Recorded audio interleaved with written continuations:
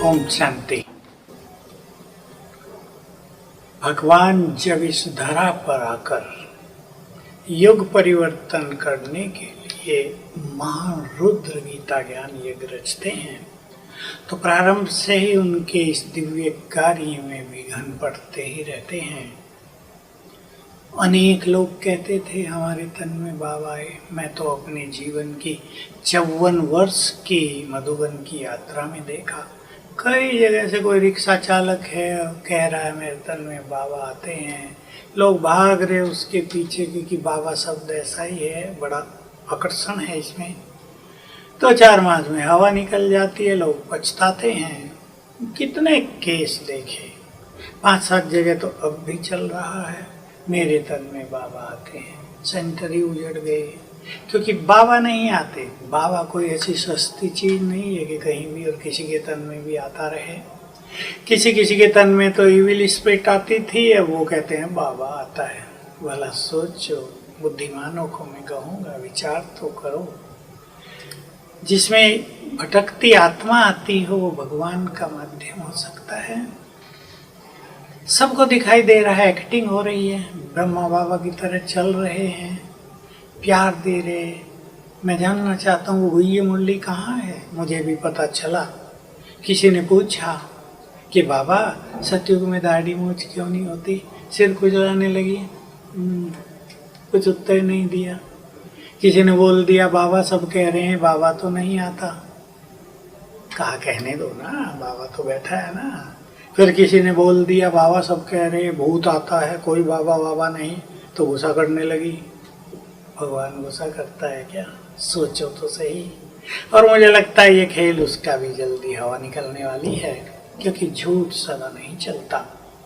आप जानते हैं ये उस बहन की गलती नहीं, जो आत्मा उसमें आ रही है वो अपना रूप बना लेती है। मैंने कई जगह सुना बाबा आ गए हैं, कह रहे हैं 108 तरह का भोग मेरे लिए बनाओ।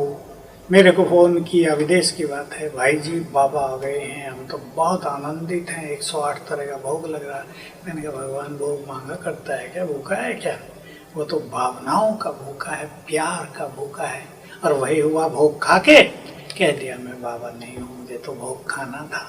कितनी जगह हो गए हैं, सब खेल खत्म कर देता है। बुरी एनर्जी फैला के चली जाती हैं आत्माएं, कई नुकसान करते हैं। इसके लिए तो मैं सुनता हूँ कि वो उस बहन को घर घर में ले जाते हैं, जो भी सेठ देखा पैसा मिलेगा, आओ बाबा को बुलाते हैं तुम्हारे लिए। दूसरे घर में ले गए, आओ बाबा को तुम्हारे घर में बुलाते हैं। एक सिटी में ले गए, आओ बाबा को यहाँ बुलाते हैं, आ जाओ बाबा के बच्चों। घूम रहे हैं। भगवान इतना सस्ता है क्या? सोच के तो देखो, क्या ये भगवान का रोल हो सकता है? जिसने भगवान को पहचाना होगा वो तो इन सूक्ष्मताओं को समझ सकते हैं। कोई गए कहते मैं अपने बाप को नहीं पहचानता क्या? मैं तो कहता हूँ तुम बिल्कुल नहीं पहचानते। बाबा क्या है तुमने अभी तक जाना ही नहीं, ध्यान किया है, केवल ज्ञान की गहराई को बिल्कुल नहीं समझा है। भावुक हो के बहकावे में आ गए, कुछ नहीं मिलेगा। जिस यज्ञ से खाया जीवन भर, जिस यज्ञ में अपने को समर्पित किया, उसको छोड़कर जाना, देख लो भगवान की दृष्टि उन पर रहेगी या नहीं। कहते हैं बाबा ने तो कहा था जहाँ तुम मुझे बुलाओगे आ जाऊंगा। ये सूक्ष्म बात है। अव्यक्त बाप दादा का आह्वान जहाँ किया जाएगा उसकी उपस्थिति का आभास होगा, उसके बल का आभास होने लगेगा। ये ऐसे नहीं कि शिव बाबा आ जाएगा। मैं आपको बहुत दिन से कहता आता हूँ अव्यक्त पाठ बंद होगा। मुझे इसका 50 साल पहले पता चल गया था।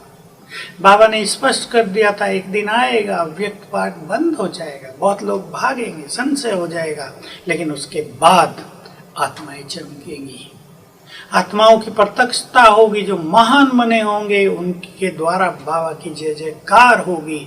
अब वो समय आ रहा है। तो बाबा तो ऊपर से अपना पाठ प्ले कर रहे हैं, उसको अब नीचे आने की जरूरत नहीं है। अब तो साक्षात्कार के द्वारा उसका रहा हुआ कार्य संपन्न होने जा रहा है। इसलिए जो बुद्धिमान बाबा के बच्चे हैं इस तरह के बहकावे में भटकावे में ना आए। मुझे भी लोग कहा करते हैं जाके देखाओ एक बार, नहीं विश्वास होता। मैं कहता हूँ जिस सत्य को पाने की युगों से इच्छा थी, जिसकी तलाश थी, वो सब मिल गया। अब हमें भटकने की जरूरत नहीं, जिन्हें भटकना हो जाओ। नुकसान ये होगा कि शिव बाबा की नज़र, उनकी कृपा दृष्टि, उनकी मदद उनसे हट जाएगी और इसका नुकसान उनको ही होगा। पश्चाताप का मार्ग है। अभी तो हमारी बात को लोग सोचेंगे, वो कहेंगे पश्चाताप तुम करोगे, तुम बाबा से नहीं मिले। हम तो हजारों बार उनसे मिल चुके हैं, आत्मा पूरी तरह तृप्त है। और जो योग में उनसे मिलेंगे उनको इस तरह कहीं भटकने की जरूरत भी नहीं पड़ेगी। तो सभी भाई बहनों को मैं कहना चाहता हूँ, शिव बाबा को जानना बहुत सूक्ष्म चीज है।